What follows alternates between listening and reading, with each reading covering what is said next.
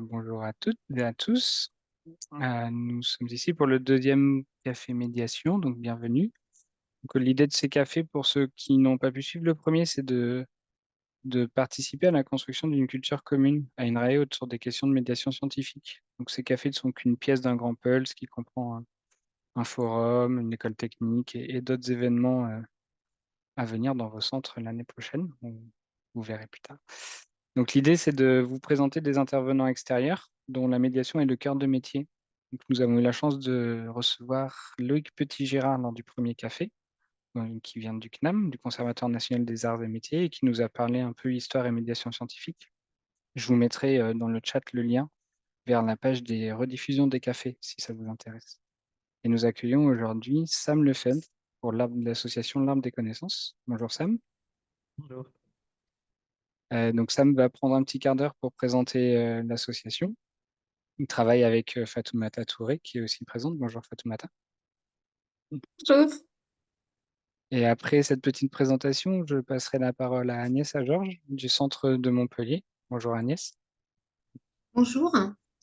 Et Agnès nous parlera de son histoire, où elle a construit avec cette association une belle histoire à Montpellier. Donc je ne vais pas aller plus dans le spoil, je vous laisse découvrir. Donc Sam, je te laisse la parole. Juste avant de commencer, à tous les participants, vous pouvez interagir dans le chat. Et vous avez en bas un petit onglet qui s'appelle Q&R pour questions et réponses. Donc, n'hésitez pas à poser ces questions dans cet outil. Moi, je surveillerai et je relayerai les questions à nos intervenants. Donc, Sam, je te laisse la parole. Ouais, merci beaucoup. Ouais. Merci à tous et toutes d'être là. Alors, juste bien attention à sélectionner la bonne fenêtre pour avoir le diapo. Est-ce que c'est bon pour vous? Super. Donc, ouais, merci d'être là. N'hésitez pas surtout à interrompre en posant des questions, même pendant que je parle, des fois que j'irai trop vite ou que je mettrai quelque chose, il n'y a vraiment pas de souci. Donc effectivement, aujourd'hui, je vous présente l'association L'Arbre des connaissances que je représente en tant que chargé de projet d'un des dispositifs que je présenterai tout à l'heure. Mais déjà, pour dire quelques mots sur l'association, pour celles et ceux qui ne la connaîtraient pas, on est une association de chercheurs, dans le sens où on est gouverné par des chercheuses qui sont à la fois dans notre bureau et dans notre conseil d'administration, et porté par 7 salariés, qui se répartissent chacun des projets et bien évidemment la gouvernance de l'asso. Et on mobilise, en plus de ce noyau central, environ 500 professionnels de la recherche, de la culture ou de l'éducation depuis le début. Et le début, c'était il y a 20 ans. On va fêter notre anniversaire cette année, le 25 octobre, à l'occasion d'une fête où il y aura aussi quelques événements où je pourrais peut-être en dire plus à certains et certaines d'entre vous.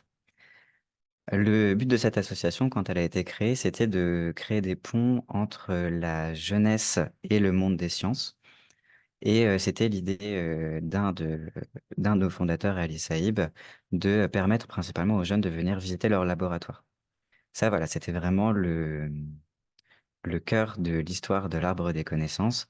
Et puis après, on a évolué pour diversifier un petit peu nos pratiques et pouvoir venir se positionner à l'interface entre la jeunesse, aussi par le prisme de l'éducation et de la culture, et la recherche. On n'y est pas arrivé en ligne droite et en fait, on se base sur la méthode scientifique finalement pour créer ces dispositifs, c'est-à-dire qu'on fait de l'expérimentation, on teste, on voit ce qui marche et ce qui marche pas et puis du coup, on est dans une logique constante d'évolution sans pour autant y aller en se précipitant. Donc on garde aussi une logique qu'on veut qualitative et pouvoir y aller en douceur et puis aussi se diffuser au national progressivement, même si on est basé sur Paris, on a vraiment, et puis Agnès pourra compléter tout à l'heure, à cœur de s'implanter ailleurs en France que juste ici. Donc on a développé avec le temps 3 dispositifs, les apprentis chercheurs que je vais présenter en premier, que probablement certains et certaines d'entre vous connaissent, qui est notre plus vieux dispositif. 10 ans plus tard, Jouer à débattre, qui est le dispositif où Fatoumata et moi sommes chargés de projet. Et enfin, Math Digital, qui lui est apparu en 2016. Les apprentis chercheurs, pour les présenter quand même assez rapidement, c'est un dispositif qui permet à des binômes à la fois de collégiens et de lycéens de venir en laboratoire plusieurs fois sur une année scolaire donc entre 6 et une dizaine de séances les mercredis après-midi, donc sur du temps extrascolaire, de venir en laboratoire et de mener à bien un projet de recherche encadré par des chercheurs ou des chercheuses. Donc là, on est vraiment sur une démarche qualitative où les jeunes sont suivis sur le temps long. Ils peuvent développer un projet, poser des questions, se renseigner, être vraiment accompagnés. Et ça donne à la fin, vous voyez la petite photo juste en bas à droite, ça donne des congrès des apprentis chercheurs au cours desquels ils peuvent restituer les résultats de leurs travaux de recherche. Donc c'est toujours un joli moment qui est accompagné aussi par les familles, les profs, les copains de classe. On a, chaque centre, organise ses congrès, donc encore une fois sur l'échelle nationale et ça permet aussi de créer du lien, pas seulement avec les étudiants, qui sont, venus en laboratoire, mais aussi avec tout leur entourage. Cette année, sur l'année scolaire qui vient de se dérouler, on a accueilli en tout, 450 binômes, partout en France, notamment à Montpellier et dans d'autres centres aussi, INRAE, c'est-à-dire alors j'ai pas, tout l'historique, mais je sais qu'on en a eu notamment, en Guadeloupe et dans d'autres villes de France. Ces binômes, ils sont pas choisis n'importe comment. Alors, il y a la création des liens avec, certains établissements scolaires, bien évidemment et puis après, on recrute, exclusivement sur lettre de motivation. Donc notamment, les résultats scolaires ne rentrent pas en compte. On priorise simplement les élèves qui sont motivés, quels que soient leurs résultats et c'est important pour nous, justement, de proposer quelque chose qui ouvre la porte des sciences et qui permet aussi aux jeunes de se sentir en capacité d'aborder les sciences, quels que soient, leurs résultats scolaires. Montrer que la science, c'est pas que, les examens qu'on passe en classe et on vise, quand on choisit des établissements, plutôt des établissements, de REP+ ou de quartiers prioritaires, vraiment dans une encore une fois, dans un objectif de créer de la mixité, dans les laboratoires et de montrer que la recherche, c'est quelque chose qui devrait en tout cas pouvoir être accessible à tous et à toutes, puisque la moitié, plus de la moitié de nos apprentis chercheurs, sont des apprentis chercheuses. Ça, c'est pour la partie, publique et peut-être ce qui vous intéressera plus de votre côté, c'est ce qu'on met en place à destination des professionnels. On puisqu'on les laisse jamais, normalement livrés à eux-mêmes. L'Arbre des connaissances propose vraiment une coordination en en mettant en place les partenariats avec les laboratoires et les établissements scolaires, mais aussi après en mettant à disposition de la méthode de projet, de l'accompagnement via des outils, des tutoriels, des vidéos, des fiches et puis, avec des séminaires, annuels qui sont animés donc par mes collègues, du binôme apprenti-chercheur. Il y a aussi des webinaires qui sont animés en ligne pour permettre à tout le monde d'y participer plus simplement et une offre de formation à la médiation scientifique pour les doctorants, qui est valorisée auprès des écoles doctorales, qui compte, dans les crédits de formation. Je ne sais pas si, dans le public, il y a des personnes que ça concerne, mais en tout cas, c'est une possibilité. C'était pour la partie apprenti-chercheur. Est-ce que déjà peut-être il y a des questions là-dessus avant de passer à la suite? Et une petite question, mais qui est plus générale. Tu as dit au début, on fait un peu de la démarche scientifique et quand ça marche, on continue. Quand ça marche pas, on arrête. On demande c'est quoi les critères pour savoir si ça marche ou si ça marche pas. Ouais, très bonne question.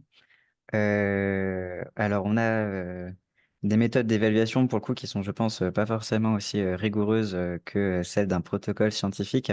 Maintenant, on se repose beaucoup sur la co-construction de nos dispositifs, c'est-à-dire que, quand on va tester, on va faire appel à des professionnels, donc à la fois des chercheurs, des enseignants, des animateurs, ou des médiateurs, scientifiques et culturels, quand applicable. Et on va, tester un premier format, on va le mener, sur le temps long autant que possible et puis on va en collecter des retours, donc à la fois, des élèves qui sont les premiers bénéficiaires et puis des professionnels autour qui sont là aussi pour observer, pour confronter ça avec leurs pratiques professionnelles. On va voir ce qui marche et ce qui marche pas et puis la fois d'après, on va essayer de faire mieux. Donc sur chacun des projets, forcément la méthode elle est différente puisque les besoins sont pas les mêmes. Mm. Sur apprenti chercheur, j'avoue que j'ai pas tout l'historique parce que je ne suis arrivé que l'année dernière et que sur 20 ans d'ingénierie de projet, j'ai pas toutes les archives. Mais, un autre bon indicateur aussi, c'est, les si les gens reviennent ou pas. Donc quand on voit qu'on crée des partenariats qui sont globalement pérennes et renouvelés d'année en année avec les laboratoires et avec les établissements scolaires et qu'on est plutôt sur des chiffres, qui augmentent tranquillement, pour nous, c'est aussi un bon signe, en tout cas, que les personnes qui s'engagent avec nous, apprécient de travailler avec nous Mm. Ça marche. et Euh, ouais, je pense on ouais. pourra, si les personnes veulent aller un peu plus loin, prendre du temps à la fin. Je pose une question très rapide de Laurent qui demande si toutes les disciplines sont concernées par Apprentis chercheurs, notamment les SHS. Oui. Voilà, donc oui, Depuis oui, l'année ça dernière, j'ai marche. le plaisir de répondre oui. C'est Et on très est bien. très content. Ouais, ouais, ouais, c'est une Et ouverture qui est un peu tardive, mais qu'on est en train de faire, effectivement. Et après, une question très collégiale, mais je pense que la réponse, tu la donneras peut-être plus tard, où elle est présente sur ton site, qui concerne les formations à destination des doctorants. Donc, des questions Mhm. sur les conditions d'accès, les prochaines dates, est-ce qu'il y en aura en ligne ou en présentiel? Donc, si peut-être que tu pourras nous dire où on peut trouver ces informations, Ouais, bah, puis dans le diaporama que je pense on pourra peut-être envoyer aussi, bien sûr. il y a les infos de contact de mes binômes, pardon, de mes collègues apprentis chercheurs qui auront les infos. Je crois que Très- c'est plutôt en présentiel, mais ça doit pouvoir se discuter. Ça marche. Je te laisse enchaîner. Célia, j'ai bien vu votre question, mais c'est une question très générale que je poserai à la fin. Très Et bien. je te laisse continuer, Sam. Ok, merci beaucoup. Donc, je vous présente ensuite Jouer à débattre, qui est le dispositif donc, que je porte avec Fatoumata depuis 1 an maintenant, qui existe depuis 10 ans. Là, on propose des kits de jeux à animer ou à faire animer plutôt en classe ou alors en bibliothèque, en tout cas avec des groupes d'élèves plus conséquents, entre 30 et 35 élèves, à partir de 14 à 15 ans, et qui leur permettent, le temps d'un jeu de rôle, de discuter autour d'une question science-société. Donc, je vais rentrer bien évidemment dans le détail après de la méthode et de ce qu'on a mis en place.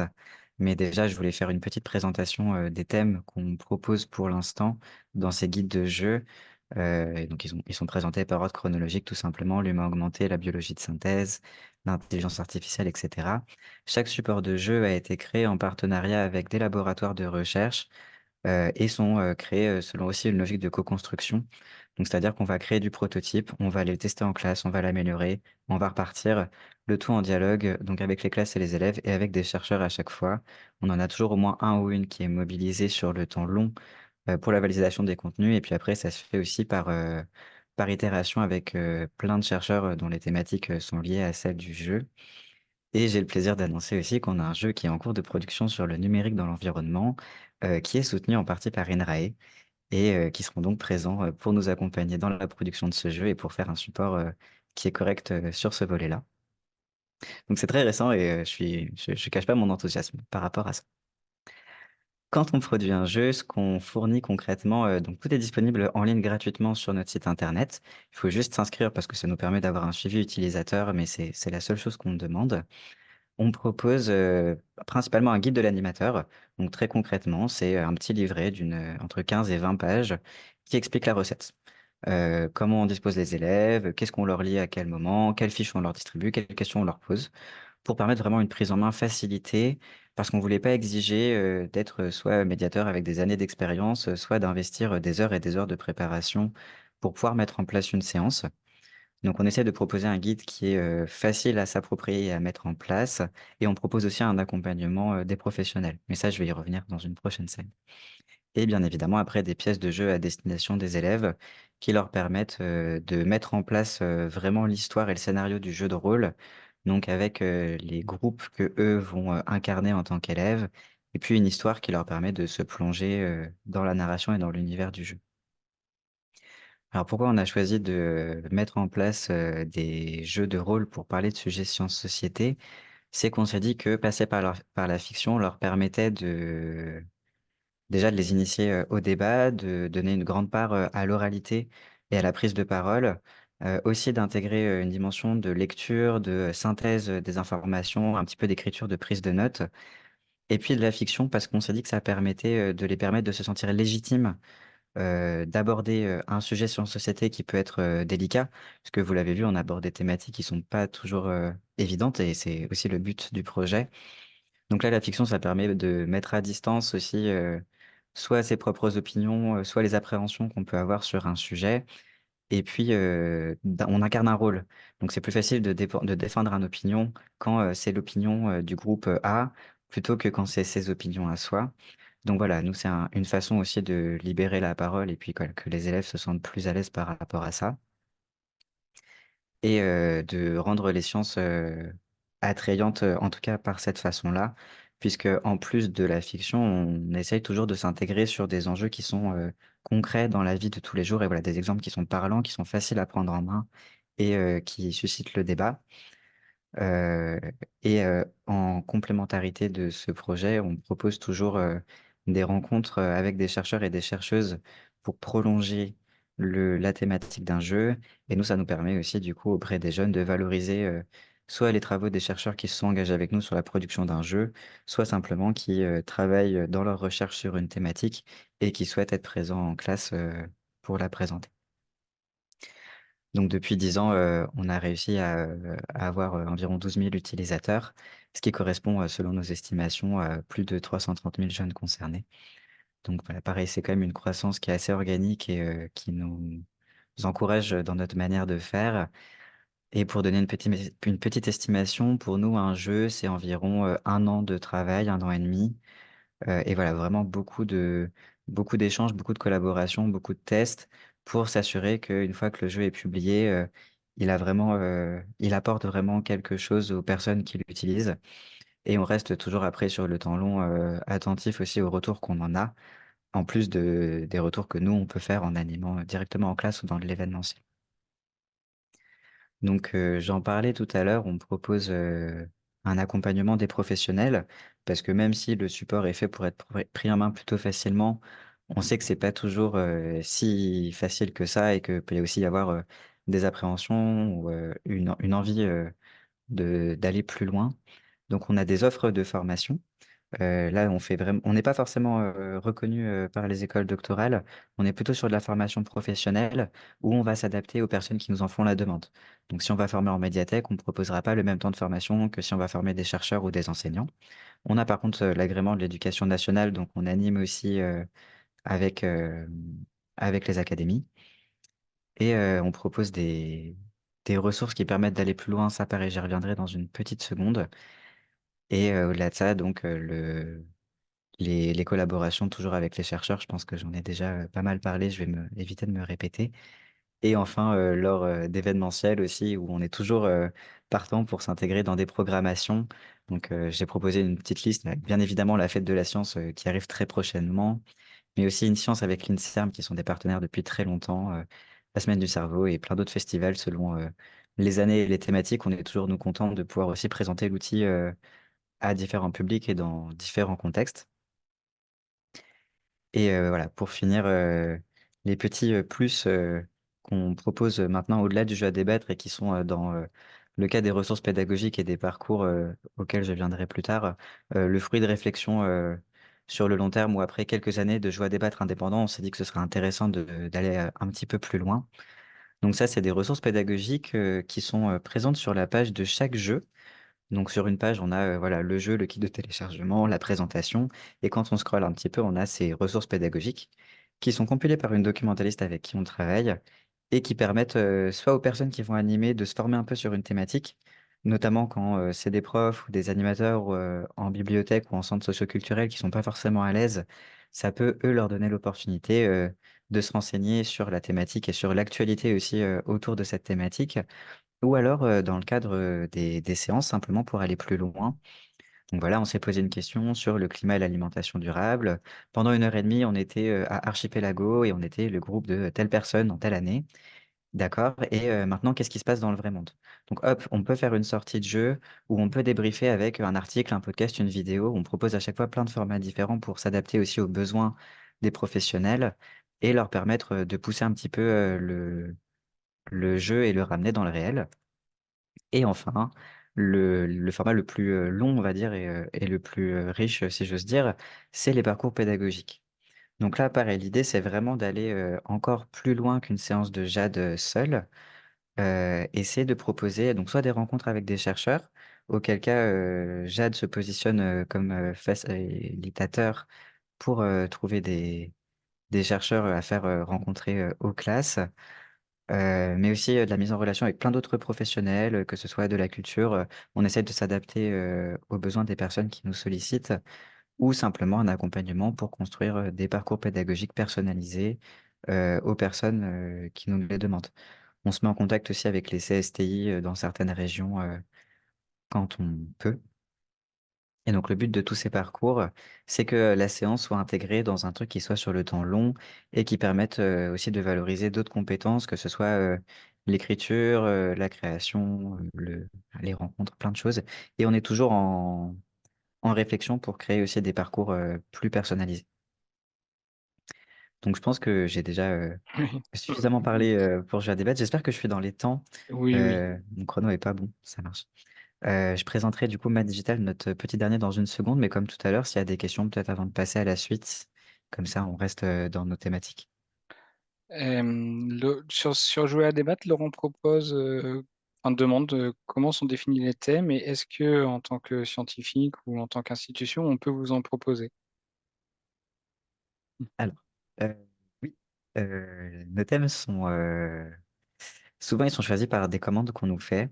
Le premier jeu était un choix de l'arbre des connaissances, puisque c'était notre tout premier et qu'on travaillait.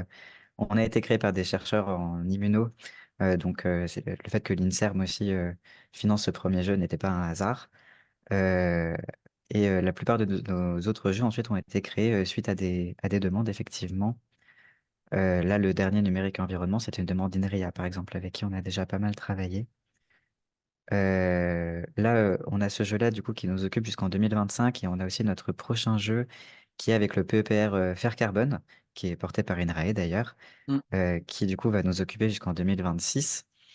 Mais après ça, on reste, nous, toujours ouverts aux discussions pour la suite des jeux, même si effectivement, là, on est booké déjà sur les 2 prochaines années. Ce qui est une bonne nouvelle. Ah bah, on est ravis. Surtout que dans les deux cas, c'est des thématiques qui nous plaisent beaucoup et puis qui sont aussi cohérentes dans la mesure où on est en train de faire vraiment un virage pour plutôt aborder des thématiques liées à l'environnement. Ça, c'est un choix qui est fait par tout l'ADC et qui devrait aussi se refléter parmi les apprentis chercheurs où on voudrait mettre en place des AC plutôt environnement. Alors pas que, mais aussi un volet dédié à ça. Et du coup, dans ce cadre-là, c'est vrai que travailler d'un côté sur numérique et environnement et de l'autre côté sur la captation du carbone par les écosystèmes, ça nous paraît des thèmes plutôt adéquats. Je te laisse présenter la dernière action. Tout à fait.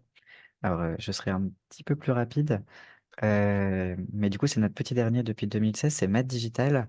C'est un site internet d'information sur les mécanismes des addictions à l'alcool et aux drogues, qui propose du coup des contenus qui sont toujours rédigés et validés par des chercheurs, qui a été créé avec le soutien de l'INSS, DK, donc l'Agence interministérielle de lutte contre les addictions, et qui propose vraiment purement des ressources scientifiques pour comprendre ce qui se passe dans le cerveau quand on est en proie à une addiction, quand on consomme telle ou telle substance. Et c'est un dispositif qui est en partenariat, du coup, en interne avec le jeu à débattre dédié pour les addictions, puisqu'il a été créé entre les deux pour fonctionner entre les deux dispositifs. Donc, il y a vraiment un enjeu en fait, d'outiller culturellement les jeunes pour qu'ils comprennent ce qui se passe. Donc, ça propose pas de jugement, pas de moralisation, pas non plus de conseils à proprement parler. On n'est pas là pour accompagner les personnes qui sont déjà en situation d'addiction, mais simplement pour expliquer, pour vulgariser concrètement, voilà ce qui se passe. Et après, on laisse les jeunes ou les professionnels qui s'en servent en faire ce qu'ils veulent, puisqu'on est aussi utilisé par des professionnels de la lutte contre l'addiction dans différents centres, même des infirmières scolaires, des centres d'accompagnement qui propose du coup beaucoup de contenu, donc à la fois des articles, mais aussi des infographies, des vidéos, des BD, parce qu'ils sont en partenariat avec une école d'illustration scientifique. Donc voilà, plein de choses variées qui sont présentes sur le site internet, qui est mis en bas, et sur tous les réseaux sociaux, parce que bien évidemment, on n'atteint pas les jeunes sans passer par ces canaux-là. Et c'est pour moi la fin de cette présentation. Je pense avoir fait un tour plutôt Bon tour. exhaustif de ce que l'arbre des connaissances propose. Merci. Et donc, vous avez voilà, tous les contacts, les apprentis chercheurs au milieu, si vous souhaitez les contacter, notamment par rapport à la formation doctorale, et puis nos contacts à nous, tout à droite. Merci Merci beaucoup. Sam. Merci. Avant de passer la question à Agnès, je vais te poser la question de Célia qui va faire une belle transition. Où Célia nous parlait d'ancrage territorial et nous demande comment vous vous ancrez territorialement. Donc, est-ce que c'est à travers des partenariats avec le rectorat, les établissements scolaires ou d'autres types d'ancrage? Ça fera une très Euh, belle transition pour donner la parole à Agnès en suivant. Complètement. Alors cette logique d'ancrage, elle passe effectivement beaucoup par des partenaires régionaux. Donc déjà, on est financé par certaines collectivités territoriales qui nous permettent aussi de nous mettre en lien avec différents acteurs.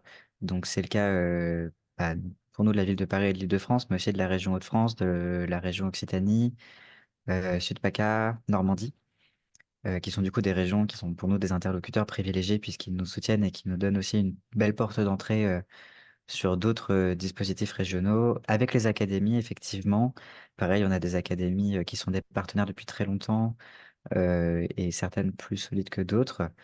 Les centres de culture scientifique, parfois les laboratoires euh, et parfois simplement des enseignants avec qui on a un contact depuis de nombreuses années. Donc on essaye de jouer un petit peu sur tous les tableaux et par contre de concentrer nos efforts aussi là où on est déjà implanté, c'est-à-dire que des régions où on n'aurait pour l'instant aucune présence. Si on n'a pas de porte d'entrée qui se propose, c'est pas forcément vers là qu'on va tourner tous nos efforts, plutôt que chercher à soit renforcer l'existant, soit développer progressivement de région en région. Mais on va pas aller taper chez tout le monde en même temps parce que c'est un peu aussi mobiliser beaucoup d'efforts pour pas grand-chose. Chronophage. C'est ça. Euh, pour répondre rapidement à Célia, peut-être elle a posé une dernière question dans le chat. Est-ce qu'il y a des sujets sur l'addiction au sucre chez MAD? Ou est-ce que c'est une addiction qui n'est pas considérée comme une addiction encore par certains chercheurs et du coup on est un Alors, peu pour... ouais, je m'aventurerai pas sur qui définit ça comme une addiction ou pas comme une addiction, parce que c'est un sujet qui est très vaste. Mais oui, il y a des contenus sur l'addiction au sucre et sur l'alimentation, et aussi d'ailleurs sur les addictions aux jeux ou aux jeux vidéo qui, pareil, sont parfois définis, parfois pas comme des addictions. Mais en Ok, tout cas, c'est des contenus qui existent. ça marche, Et merci. si jamais, pardon, si jamais il y a une question plus précise ou un besoin, n'hésitez pas aussi à contacter donc Morgane Marévoué, qui est la chargée de projet Math Digital et qui sera plus que ravie de répondre ou de proposer une discussion là-dessus. Merci beaucoup. Je vais passer la parole Merci. à Agnès Georges, du coup, du centre de Montpellier. Je vais, moi, partager l'écran. Ouais, du coup, je te laisse. Oui, Ok, est-ce que vous voyez bien? Je passe en plein écran. Voilà. là, c'est bon. Et je te laisse parler. Ok, donc merci Grégory. Donc moi, je vais vous présenter l'action qu'on a mis en place sur le centre de Montpellier. Et ce qu'on m'a demandé un petit peu, c'est de vous raconter comment ça avait été initié, quel a été le point de départ, et puis un petit peu où on en est aujourd'hui et en quoi, quel a été le rôle de de l'arbre des connaissances donc dans le dispositif. Diapositive suivante, s'il te plaît. Voilà, donc en fait, le démarrage s'est fait de manière complètement un petit peu, je dirais un petit peu, ça a été un peu le hasard en fait. C'est lors d'une réunion qu'il y avait sur Montpellier où on a rencontré Céline Rosset, qui était à l'époque la coordinatrice nationale du dispositif. Et puis en discutant avec elle, elle nous a expliqué que c'était déjà présent à Montpellier, CNRS, INSERM, avec plusieurs labos, mais effectivement, au niveau INRAE, il n'y avait rien. Et en fait, moi, à titre personnel, ça correspondait un petit peu à un tournant de mes activités. Je suis chargée de recherche, en fait. Donc, moi, je suis biologiste au départ. Et puis, bon, j'avais des souhaits un petit peu d'orienter mes missions. Et donc, j'ai un petit peu, à titre personnel, sauté sur l'occasion en me disant, c'est une belle idée. Encore fallait-il que j'arrive à mobiliser autour de moi les acteurs, à savoir, comme a présenté Sam dans le dispositif, il me fallait des encadrants et des élèves et des partenariats. Donc, en fait, alors l'objectif, j'en ai un petit peu au départ, moi, discuté en interne au laboratoire où j'étais. Et puis, effectivement, pas mal de gens m'ont dit, mais c'est un super projet. Il y avait effectivement l'envie personnelle de se dire, c'est quand même, ça fait partie de nos missions de partager notre métier, de partager ce qu'on fait, donc de faire connaître aux jeunes. Et puis, c'était aussi à titre individuel pour beaucoup de chercheurs de chez nous, ça a été de se dire, on va se confronter aux interrogations des jeunes et donc on va un petit peu sortir de notre zone de confort parce qu'on n'a pas forcément les mots, voilà, de comment on va partager et montrer notre travail à des jeunes. Diapositive suivante. Donc, en fait, on s'est rencontrés plusieurs fois avec l'Arbre des connaissances et ça a été de dire, il faut trouver des établissements scolaires. Moi, par contre, en tant que scientifique, c'était à moi de trouver donc des encadrants pour participer au dispositif. Donc là, on a eu pas mal d'échanges avec Céline parce que, par contre, moi, j'avais un choix. Donc, comme a dit Sam, on s'adresse plutôt à des établissements scolaires. Je dirais, moi, j'avais envie qu'on profite du dispositif pour que ce soit des élèves qui n'ont pas l'habitude de venir dans des laboratoires. Donc, je pense que pour beaucoup d'entre vous, vous voyez ce que ça veut dire. Les enfants de chercheurs, les enfants de professeurs, ils ont en général tous cette opportunité, ce qui n'est pas le cas de certaines catégories d'élèves. Et donc, en fait, on a fait le choix de se tourner vers des établissements qui étaient beaucoup plus, je dirais, professionnels et technologiques que des établissements généraux qui sont au cœur de ville, donc avec un public qui, pour le coup, connaît déjà en général les laboratoires. Donc, c'est l'Arbre des connaissances qui a pris contact, c'est-à-dire que moi, j'ai un peu ciblé les établissements. C'est eux ensuite qui ont pris contact avec les chefs d'établissement en partenariat avec le rectorat. Et ensuite, moi, je suis allée présenter le laboratoire et puis avec l'ADC, donc présenter le dispositif. Et donc, c'est parti de ça. Donc, au départ, moi, j'ai travaillé que vis-à-vis de mon unité, donc du MRSPO. Et donc, ça a été d'identifier des élèves, de constituer les binômes. Ensuite, j'ai été accompagnée par l'ADC pour rentrer dans le volet beaucoup moins marrant qui est les conventions de stage, enfin tout le volet administratif, faire un calendrier des séances et démarrer au laboratoire.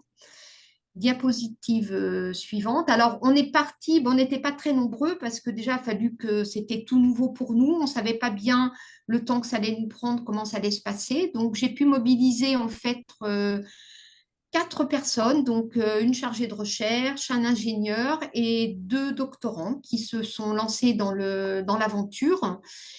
Et puis, donc, on a travaillé donc, avec un collège qui est en fait un collège qui était historiquement autrefois qualifié ce qu'on appelait les internats d'excellence. Donc, en fait, c'est des élèves de troisième qui sont internes, donc avec des histoires un peu cabossées, je dirais. Et puis, le lycée Jean Mermoz, où là, on a ciblé des classes de première, mais qui étaient donc en première technologique. Donc, tout ce petit dispositif s'est mis en place, les élèves ont été accompagnés. Alors, on a un peu tout, c'était nouveau pour tout le monde, c'était nouveau pour les encadrants. Il faut savoir que contrairement au stage de troisième, les élèves sont habilités à maniper. Donc, ça aussi, c'était quand même une nouveauté. Ce n'était pas du tout des stages d'observation. Donc, ils sont à la paillasse et puis ils vont réfléchir avec les professionnels de la recherche et chacun va se poser les questions. Et à la suite de ces séances, ils ont participé. Donc, diapositive suivante. Grégory, voilà. Donc, on a participé, a fallu monter le congrès. Alors, comme on était très peu, comme j'avais que 2 binômes, ça veut dire 2 présentations, on a eu la chance à ce compte-là, c'est l'Arbre des connaissances qui nous a dit prenez contact avec l'IRIM, donc un laboratoire CNRS-INSERM en fait en infectiologie, qui eux étaient déjà dans le dispositif depuis plusieurs années et qui nous ont accueillis pour qu'on soit avec eux et que nos collégiens et lycéens puissent faire le congrès. Donc ça a été notre première participation. Et diapositive suivante. Et donc, l'objectif ensuite, ça a été de dire, on va passer à l'échelle supérieure. Maintenant qu'on commence à savoir comment il faut faire, je suis allée voir le président de centre et j'ai dit, voilà, moi, ce que j'ai envie, c'est que ce dispositif, on puisse l'implanter au niveau du centre INRAE. Alors, j'insiste parce que, comme a dit Sam, en fait, au niveau INRAE, autant CNRS et INSERM, l'historique date de 2004. Au niveau INRAE, il y a le centre Guyane et Guadeloupe qui est dans le dispositif depuis, je crois, 2014, où ça fonctionne très, très bien par une personne qui porte aussi le dispositif. Par contre, au niveau métropole, en fait, il n'y avait encore pas de laboratoire qui était associé. Donc, effectivement, ça a été un peu le challenge et je pense que le président de centre s'est dit, on y va. Donc, j'ai eu l'occasion, j'ai pu faire de la pub au niveau des autres unités. Je suis intervenue plusieurs fois en réunion de centre. Alors, bon, malheureusement, l'année d'après, j'avais recruté une autre unité, mais est arrivé le Covid. Donc, ça a été en stand-by. Et puis, on a pu reprendre en 2022. Et en 2022, on a pu faire pour la première fois le premier congrès qui était estampillé, entre guillemets, INRAE. Voilà, donc on avait 8 binômes. Et puis, actuellement, on a mobilisé l'année dernière, on a fait un congrès où j'ai pu mobiliser 5 UMR. Alors, ça paraît pas beaucoup et en même temps, c'est pas mal. Parce qu'entre le départ et aujourd'hui, je pense que sur le centre de Montpellier, la plupart des unités sont au courant du dispositif. Je ne peux pas non plus le format tel qu'il est, je ne peux pas non plus accueillir beaucoup plus de binômes parce qu'un congrès, ben, on fait ça à peu près sur 1 heure et demie, 2 heures.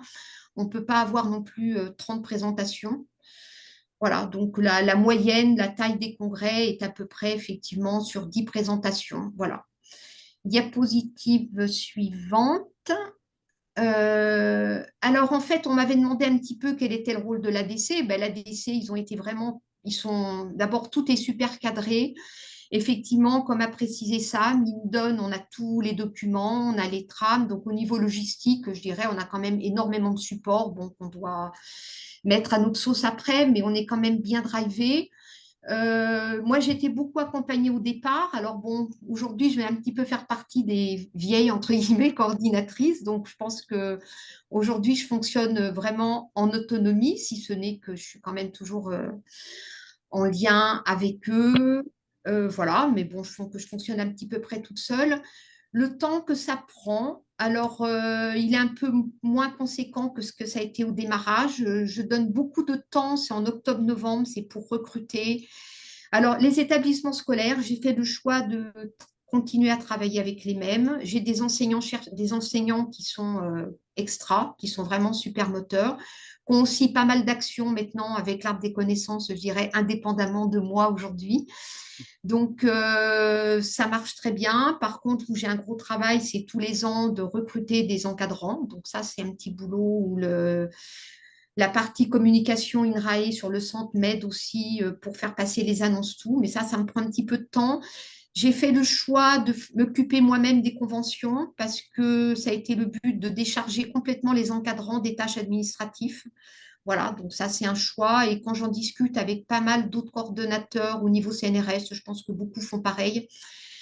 Voilà, comme je travaille avec plusieurs unités, ça leur est compliqué à chaque fois de faire des conventions pour 2, 3 étudiants sur un nombre d'heures un peu limité. Donc, c'est pour ça que j'ai fait le choix de gérer pour tout le monde.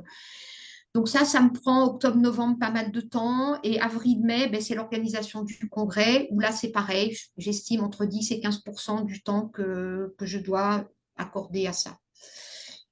Diapositive suivante. Alors, sur le plan financier, ben là, il n'y a pas d'aide. Ça, c'est un petit souci et ça fait partie des choses qui seront discutées à l'anniversaire de l'Arbre des connaissances. On en a pas mal discuté avec l'association. Alors, la partie séance en laboratoire, ben ça, c'est des unités qui prennent en charge. Donc, c'est quand même pas des frais monstrueux puisque, bon, ben, c'est des petites manips qui sont faites et bon, que les gens font eux-mêmes au laboratoire. Le point noir, je dirais un petit peu, ben, c'est la partie financière, c'est pour le congrès. Donc, il faut trouver un lieu, c'est la gratuité ou pas selon les centres de trouver un amphithéâtre. Moi, sur Montpellier, j'arrive à le négocier. Je ne sais pas si c'est le cas partout. J'ai un petit volet financier qui est l'impression des affiches, des programmes. Et puis, il y a un pot de congrès. Alors, un pot de congrès, ce n'est pas énorme, hein. On n'est pas avec les petits fours, mais il faut compter entre 300 et 400 euros pour entre 100 et 150 personnes le jour du congrès. Les premières années, c'est mon unité qui a fait le choix de le prendre en charge parce que c'était beaucoup plus simple pour moi administrativement que d'aller quémander au niveau du centre. Cette année, exceptionnellement, j'ai réussi à avoir 300 euros du centre pour m'accompagner. Voilà, c'est le petit bémol parce que même si on travaille avec plusieurs unités, je ne peux pas les demander 50 euros par-ci, 50 euros par-là. Bon, ça va que moi, au niveau de mon unité, j'ai la possibilité de gérer ça. Voilà. Je me dis que les gens qui vont le monter, voilà, il faut quand même que ça soit bien soutenu par ben, la direction. Et je pense que c'est un plus d'être soutenu par le centre. Parce que moi, je vais un petit peu au-delà. Je pense qu'on a besoin, même au-delà du centre. Moi, je suis contente qu'il y ait cette réunion aujourd'hui parce que moi, on est aussi un petit peu en attente qu'il y ait une reconnaissance aussi, je dirais même au niveau national du dispositif.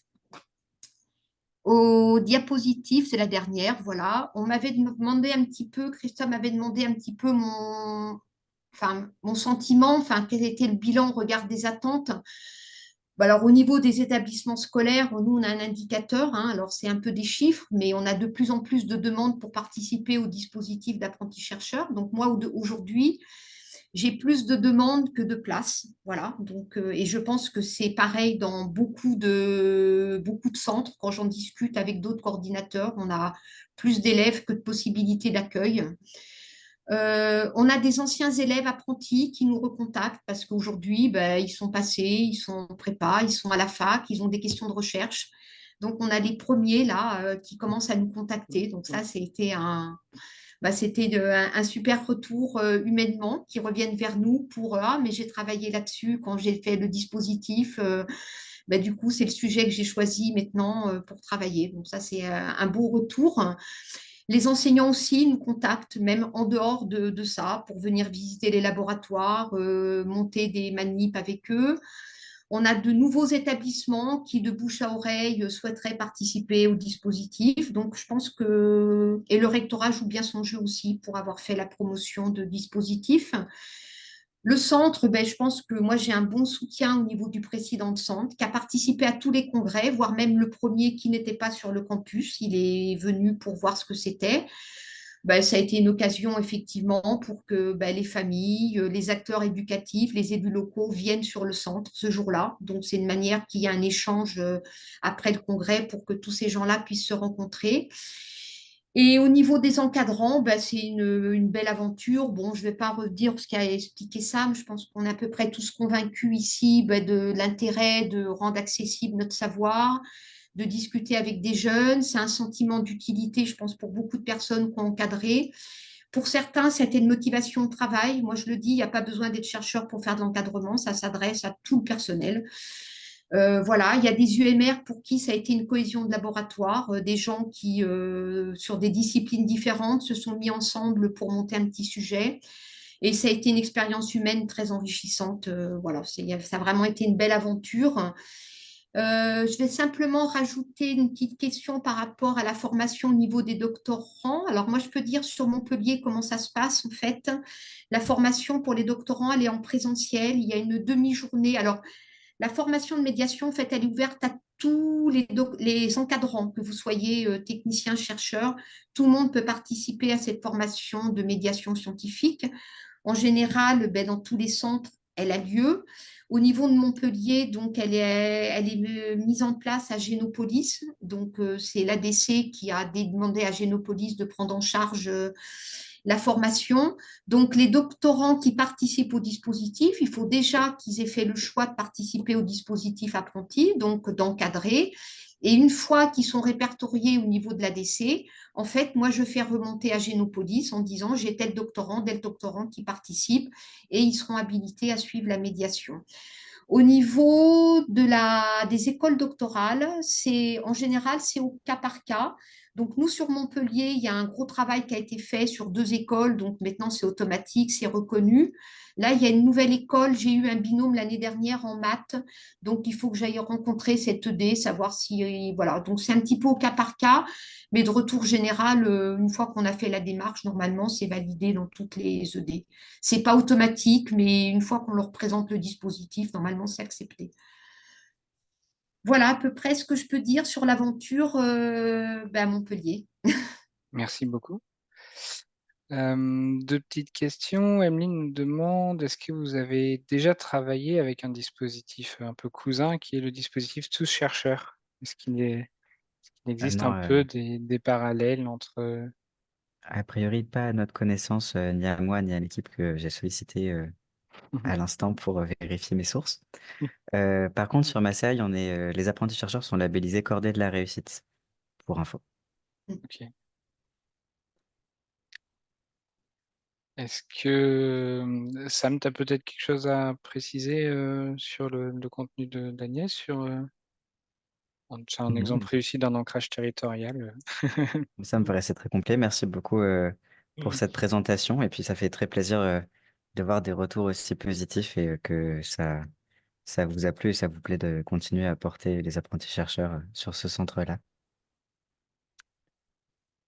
Est-ce qu'il reste d'autres questions dans l'Assemblée? Et, c'est le moment. N'hésitez pas. Il n'y en a pas, je vais bien prendre mon Vas-y, Marie. Bon. Est-ce que vous confirmez que tout personnel peut donc suivre la formation de médiation scientifique pour être encadrant, et que encadrant signifie bien accueillir et accompagner les binômes dans les labos? Est-ce que c'est comme ça que ça se passe ou les encadrants sont forcément chercheurs dans les labos pour accompagner les... Non, pas de. Enfin, nous, enfin, je ne sais pas ce que tu entends, Marie, par chercheur. Nous, il faut qu'ils soient dans les laboratoires, bien sûr. Mais Oui. après, ça peut même être des CDD, hein. Je veux dire, c'est toute personne qui, au moment du stage, entre guillemets, au niveau de dispositif est présent au laboratoire. Enfin, moi, à titre personnel, je fais la convention avec toute personne qui est membre enfin, des UMR, quoi. Ok. Merci. Une petite question de Célia qui demande sur combien de temps s'étend l'encadrement d'un binôme? Est-ce que c'est sur une année entière, civile, Non, alors scolaire? globalement, en fait, c'est ce qu'a expliqué Sam, hein, il y a à peu près. Alors nous, on organise entre à peu près 8 mercredis après-midi, parce que après, c'est entre 7 et 10 séances, ça dépend des laboratoires, ça dépend un peu de qui accueille. Nous, on met en place 8 séances. Alors, nous, en général, on démarre début janvier, parce que moi, la première partie, la fin d'année, ça permet entre les signatures, enfin bref, voilà. Donc, en général, on démarre, nous, début janvier. Donc, ça fait une séance à peu près toutes les 3 semaines. Donc, comme a dit Sam, hein, c'est hors vacances scolaires. Voilà, c'est vraiment que sur le temps, c'est en dehors des vacances scolaires. C'est 8 mercredis après-midi, c'est des séances de 3 heures. Et ensuite, il y a le congrès qui se fait, Mm. donc qui se déroule. Voilà à peu près le temps que ça prend. Alors après, moi, pour en avoir discuté, puis pour le suivre de près, le temps que ça prend, c'est très variable, mais il n'y a quand même pas trop d'investissement, c'est-à-dire que la plupart des collègues, eh ben, ils les font travailler sur des sujets du laboratoire, hein, donc même si le sujet est discuté en général avec les élèves, ils vont un petit peu échanger avec eux pour essayer d'identifier un sujet qui Un pourrait angle. potentiellement les intéresser, mais ça reste quand même un travail qui est fait au laboratoire, hein, donc on ne part pas sur tout, voilà. Donc c'est pas non plus voilà, alors, où ça peut demander un petit peu d'investissement. Moi, je vois chez nous, on fait pas mal de travail, par exemple, sur la fermentation. Donc, si on veut leur faire faire, par exemple, une cinétique de fermentation, comme ils vont venir que toutes les 3 semaines, donc on va mimer, c'est-à-dire qu'ils vont lancer la fermentation et qu'à la deuxième séance, eh ben, l'encadrant, il va relancer une fermentation pour qu'ils se rendent compte à J+2 ou J+3 ce qu'il en est. Bon, alors voilà, donc il y a quelques manips qui demandent un petit peu de préparation en amont ou en dehors des séances. Après, moi, le retour que j'ai, et je pense que enfin, Sam peut le redire, mais enfin, vraiment, autour de moi, j'ai quand même, il y a tellement un bénéfice bon, qui est très varié hein, selon l'histoire des gens, enfin, selon la position même qu'on occupe en tant qu'acteur de la recherche. Mais oui, il y a du travail, mais c'est pas non plus, voilà, ça ne demande pas non plus un investissement. Et la présence, en général, moi, je les mets, moi, je fais des binômes d'encadrement, ce qui fait que si parmi les 8 séances, il y a une séance où il y a une des personnes qui n'est pas là, la séance peut se dérouler quand même. Ok, Voilà. merci. Et du coup, tu as répondu à la deuxième question de Célia sur qui propose le projet de recherche. Donc, on est bien sur un projet de laboratoire discuté Oui. avec. Une petite question de Géraldine qui demande s'il y a des expériences à Montpellier en sciences humaines, apprenti-chercheur en sciences humaines. Je Ouais. pense que vous allez discuter toutes les Voilà. deux. Oui, alors lors de alors cette moi je vais peut-être, je sais pas si Sam, enfin moi je peux dire ce qui s'est passé à Montpellier parce que bah, c'était, faut savoir que cette année par rapport aux 41 congrès qu'il y a eu sur la France entière, sur la métropole, à Montpellier il y en a eu 4. Donc il y en a eu un sur Génopolis, il y en a eu un à l'Institut d'infectiologie, donc c'est INSERM et CNRS, un INRAE et un à l'Institut Paul Valéry, donc qui est l'Institut, donc c'était en SHS. Et c'était le premier vraiment purement, voilà. Donc je sais, moi, pour avoir suivi en amont pas mal de discussions avec l'ADC là-dessus, c'était un petit peu difficile à mettre en place au départ, hein, parce que c'est toujours pareil. Autant, je pense qu'en sciences dures, trouver 8 séances de laboratoire, on est à peu près tous d'accord. Je pense que quelles que soient les disciplines, qu'on arrive à les trouver. SHS, dès l'instant qu'on part sur des enquêtes, enfin, selon le type de choses qu'on va faire, ça peut être un peu plus compliqué à mettre en place. Moi, je sais que sur l'Institut Agro INRAE, sur le campus de Montpellier, il y a plusieurs laboratoires qui s'étaient proposés. Et pour l'instant, ça ne s'est pas fait parce que on n'a pas réussi à trouver un cadre ou une façon de trouver une thématique. Et là, donc, en sciences et lettres, ça s'est fait l'année dernière pour la première fois. Et donc, le congrès a eu lieu en juin. Ça Donc, je marche. pense que ça a été une belle aventure. Et bon, d'après la coordinatrice, je pense que ça s'est très, très bien passé, quoi. Et du coup, je pense que Géraldine, tu pourras rencontrer Agnès parce que vous êtes toutes les deux du même centre. Donc, ce sera peut-être l'occasion d'avoir un autre apprenti chercheur SHS hors paillasse sur une autre Ah, ça thématique. serait chouette. Laurent demande, est-ce un travail original ou est-ce de refaire des manips déjà connus? Est-ce que les... Alors, en général, enfin, moi, pour tout ce que j'ai vu, euh, ce que je vous encourage, je donnerai les liens à Grégory s'il est faire passer. Bien Il y sûr. a plein de petits, il y a plein de petites vidéos qui ont été faites sur des congrès. Donc, ça vous permet, il y en a une super qui a été faite à Génopolis, mais l'ADC en a fait une pour la promotion. Moi, j'ai pas mal de rush, mais j'ai toujours pas de vidéo. C'est un petit clin d'œil à Mina qui est parmi le public. Voilà. Alors non, c'est pas des manips qui ont déjà été faites parce que je pense que ça présenterait pas beaucoup d'intérêt.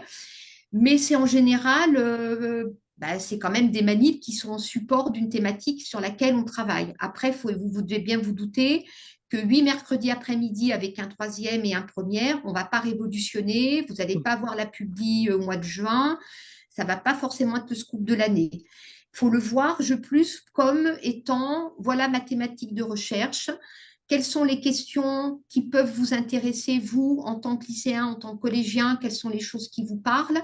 Et le chercheur, enfin, ce que j'appelle le chercheur, c'est au sens large, hein, c'est vraiment le personnel de la recherche. Et ben, lui, il va pouvoir dire, ben, tiens, quelle expérience on peut mettre en place qui soit réalisable sur 8 séances. Voilà.